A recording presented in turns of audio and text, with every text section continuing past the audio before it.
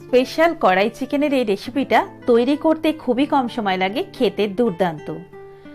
চলুন বন্ধুরা দেখে নেব আজকের এই সহজ সরল রেসিপিটা, যেটা রুটি, লুচি, কুলচা, পরোটা, নান বা যে কোনো রকম রাইসের সাথে দুর্দান্ত লাগে।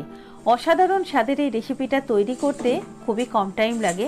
আশা করছি আমার আজকের ভিডিও আপনাদের খুবই ভালো লাগবে, তাই স্কিপ না করে পুরো ভিডিওটা দেখার অনুরোধ রইল।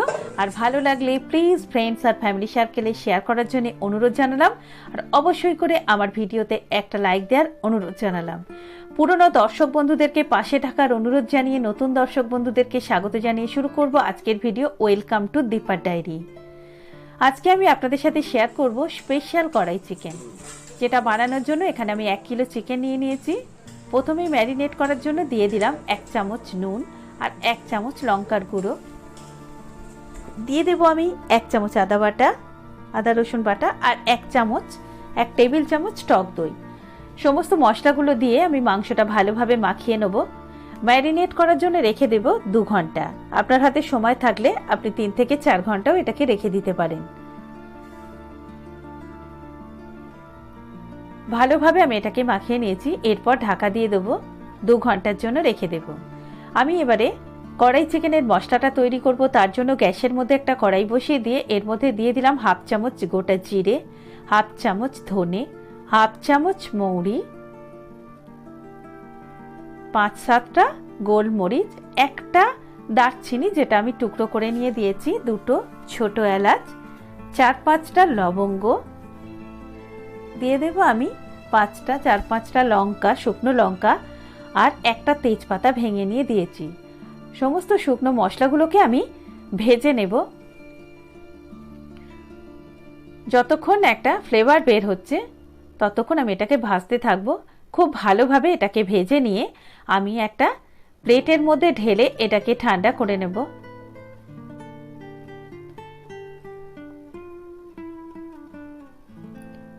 ঠান্ডা হয়ে গেলে আমি এটাকে গুঁড়িয়ে নেব। তাই আমি একটা মিক্সার গ্রাইন্ডারে দিয়ে দিলাম সমস্ত মশলাগুলো।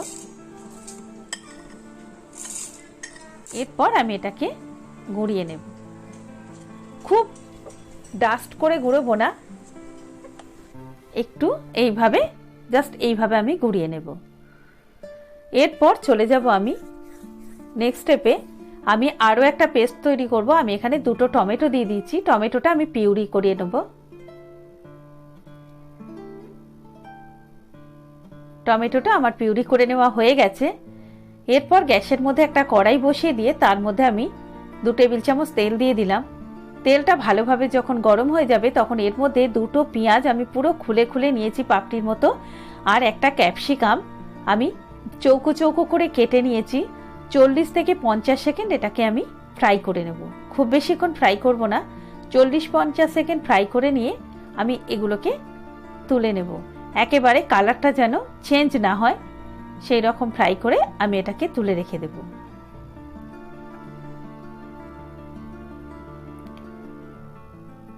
আবার আমি গ্যাসের মধ্যে কড়াই বসিয়ে দিয়েছি। ওই কড়াইয়ের মধ্যে দিয়ে দেব 2 টেবিল চামচ তেল। তেলের পরিমাণটা একটু বেশিও আপনি দিতে পারেন।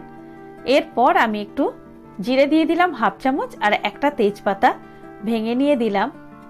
10-15 সেকেন্ড ভাজার পরে আমি এর মধ্যে 8-10 কোয়া রসুন কুচিয়ে নিয়ে দিয়ে দিলাম।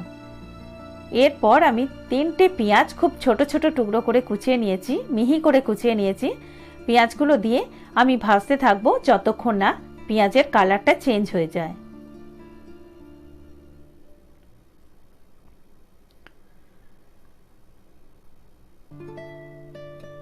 পেঁয়াজের কালারটা চেঞ্জ হয়ে এসেছে। আমি 2 থেকে 3 মিনিট ভাজার পর এর মধ্যে আদা বাটা 1 চামচ আর রসুন বাটা 1 চামচ দিয়ে দিলাম, আর একটা টমেটো কুচিয়ে নিয়ে আমি দিয়ে দিলাম। এরপর আমি ভালোভাবে এগুলোকে মেশাতে থাকবো। টমেটোটা যতক্ষণ না একটু নরম হয়ে গলে যাচ্ছে ততক্ষণ মেশাতে থাকবো। এর মধ্যে দিয়ে দিলাম 1/2 চামচের একটু বেশি হলুদ, আর 1/2 চামচ জিরে গুঁড়ো, 1/2 চামচ ধনে গুঁড়ো, 1/2 চামচ লঙ্কার গুঁড়ো। সমস্ত মশলাগুলো দেওয়ার পরে আমি এটাকে কষাতে থাকবো। গ্যাসের ফ্লেমটাকে মিডিয়াম টু লোতে রেখে আমি মশলাগুলোকে ভালোভাবে কষিয়ে নেব। এরপর আমি দিয়ে দিলাম 1 চামচ চিনি। আবারও ভালোভাবে কষাতে থাকবো। টমেটোটা গলে গেছে, মশলাগুলো কাঁচা গন্ধ পুরোপুরিভাবে চলে গেছে, তেল বেরোচ্ছে। এই সময় আমি দিয়ে দেব 4 টেবিল চামচ টক দই। দইটাকে কিন্তু আমি ভালো করে ফেটিয়ে নিয়েছি। আর দইটা দেওয়ার সময় গ্যাসের ফ্লেমটাকে একেবারেই লোতে রেখে দিতে হবে। দইটা দিয়ে আবারও ভালোভাবে মিশিয়ে নিয়ে আমি এবারে নুন দিয়ে দিলাম। নুনটা আপনি আপনার পরিমাণ মতো দেবেন। এরপর টমেটো যেটা পিউরি করে রেখেছিলাম সেটা আমি অ্যাড করে দিলাম। আবারও ভালোভাবে আমি মেশাতে থাকবো। ততক্ষণ মেশাবো যতক্ষণ না তেলটা বের হয়ে আসে, ততক্ষণ এটাকে নাড়াচাড়া করতে থাকবো। আমি 3টে লঙ্কা ছিঁড়ে নিয়ে দিয়ে দিলাম। চাইলে লঙ্কা আপনি বেশি বা কম করতে পারেন। ভালোভাবে মশলাটা কষানো হয়ে গেছে, ওপর থেকে তেলটা ছেড়ে উঠেছে। এই অবস্থায় আমার ম্যারিনেট করে রাখা চিকেনটা এর মধ্যে অ্যাড করে দেব। এরপর চিকেনের সাথে মশলাটাকে ভালোভাবে মেশাতে থাকবো। খুব ভালো করে চিকেনটাকে মিশিয়ে মিশিয়ে কষিয়ে নিতে হবে।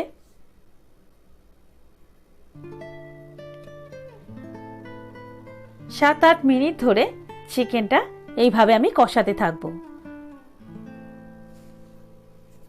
এরপর আমি যে মশলাটা তৈরি করে রেখেছিলাম, ভাজা মশলাটা এর মধ্যে অ্যাড করে দিলাম। স্পেশাল কড়াই মশলা, যেটা কড়াই চিকেন মশলা অ্যাড করে দিলাম। এরপর আবারও ভালোভাবে আমি মেশাতে থাকবো। 10 মিনিট এইভাবে আমাকে রান্নাটা করতে হবে। গ্যাসের ফ্লেমটাকে মিডিয়ামে রেখে আলতো হাতে মেশাতে হবে। এরপর আমি দিয়ে দিলাম কিছুটা ধনেপাতা কুচোনো আর ফুটন্ত জল। জলটাকে ফুটিয়ে নিয়ে আমি অ্যাড করে নিলাম। আবারও ভালোভাবে মিশিয়ে নিলাম জলটা।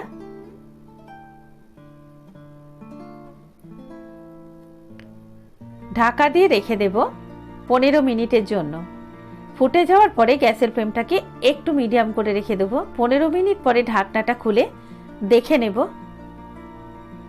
চিকেনটা আর কতক্ষণ হবে বা সেদ্ধ হতে কতটা দেরি আছে। যদি আপনার মনে হয় সেদ্ধ হয়ে গেছে, তাহলে আমি ভেজে রাখা ক্যাপসিকাম আর পেঁয়াজের পাপড়িগুলো অ্যাড করে দিলাম। আবারও ভালোভাবে পুরোটা মিশিয়ে নিলাম।